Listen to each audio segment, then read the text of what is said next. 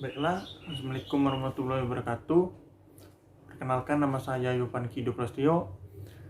NPM saya 18.16963 2010-91. Jurusan Administrasi Negara S1. SDA Sutistio Marabungo. Baiklah, saya akan membacakan tentang pimpinan dan organisasi. Pimpinan tanpa organisasi seperti wadah, maka hanya sebatas konseptual pimpinan. Konsep-konsep tersebut butuh tempat organisasi dalam mengaplikasikan agar sebuah menjadi kepemimpinan yang efektif. Pertanyaannya ialah, sejak kapan Anda mengenal organisasi? Jika saya pribadi, saya mengenal organisasi sejak kelas 5 SD. Itu belum mengenal pasti sebuah organisasi, itu hanya mengenal sekilas-sekilas saja seperti pramuka, PMR, dan lainnya.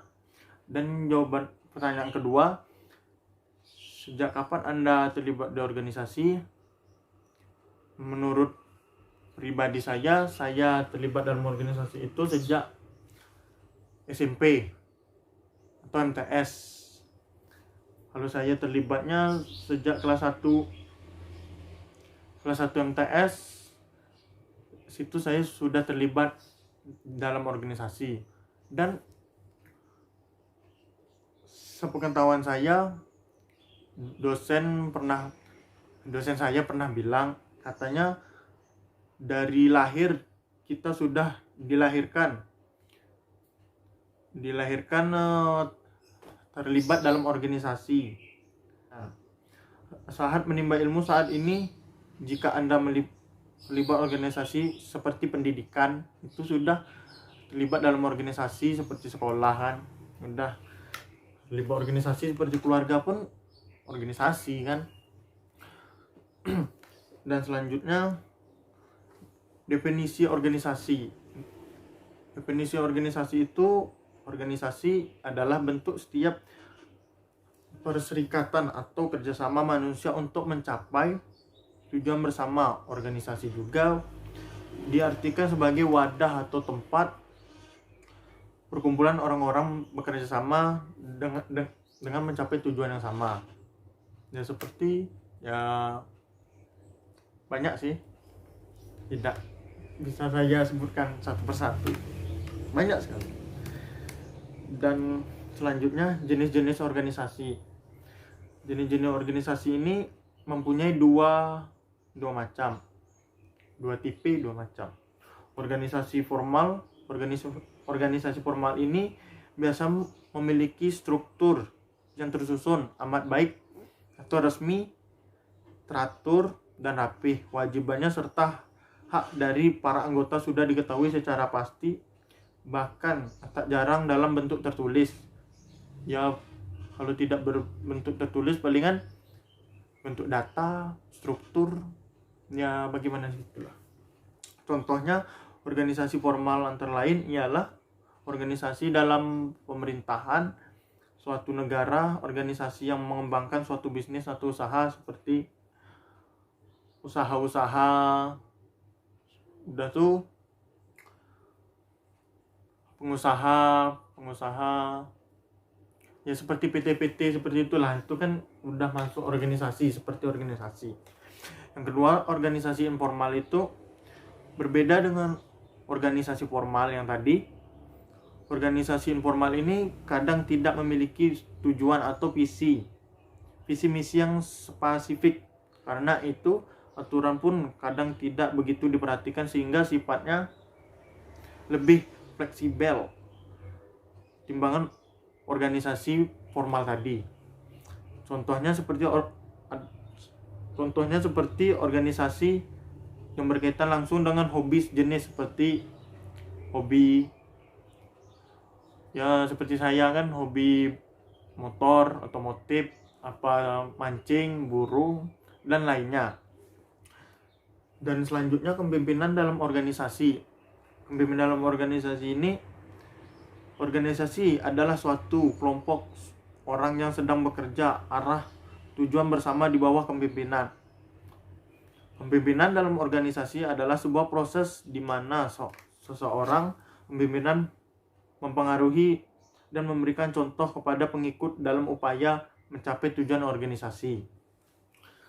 Dan selanjutnya ada beberapa sikap kepemimpinan dalam organisasi yang perlu diterapkan oleh seseorang pimpinan, diantaranya ada 2.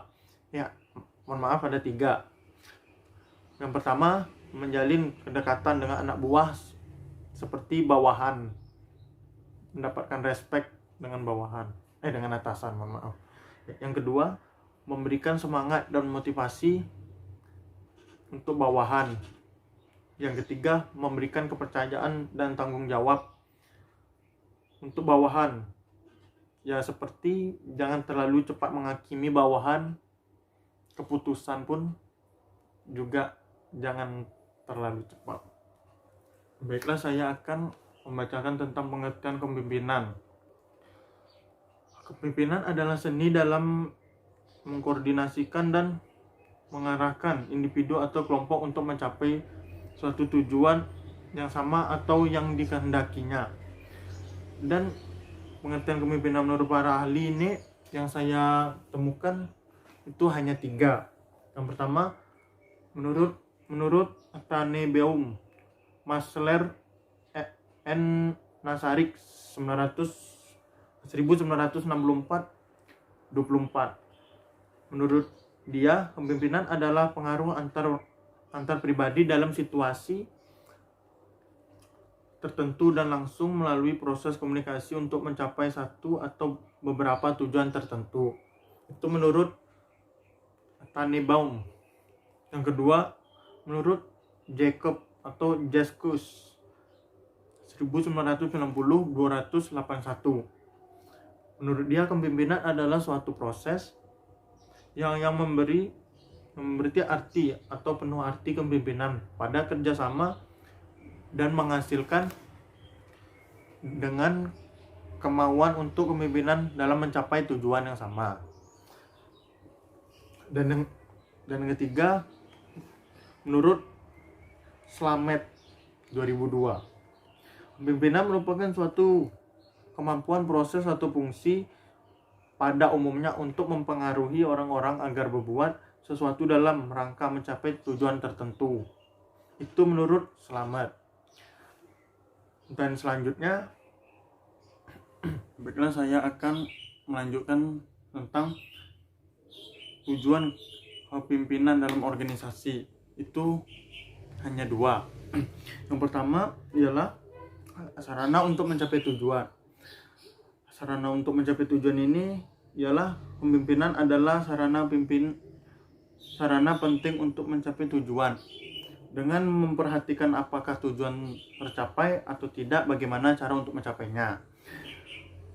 Untuk mencapai tujuan tersebut, maka kita bisa mengetahui jiwa kepemimpinan dari seseorang tersebut itu. Yang kedua, memotivasikan orang lain. Tujuan kepemimpinan orang lain adalah untuk membantu orang lain menjadi termotivasi, mempertahankan serta meningkatkan motivasi di dalam diri mereka. Dengan kata lain, kepemimpinan yang baik adalah kepemimpinan yang bisa memotivasikan pengikut atau bawahannya untuk mencapai tujuan yang dia inginkan. Baiklah, sekian dari saya. Assalamualaikum warahmatullahi wabarakatuh.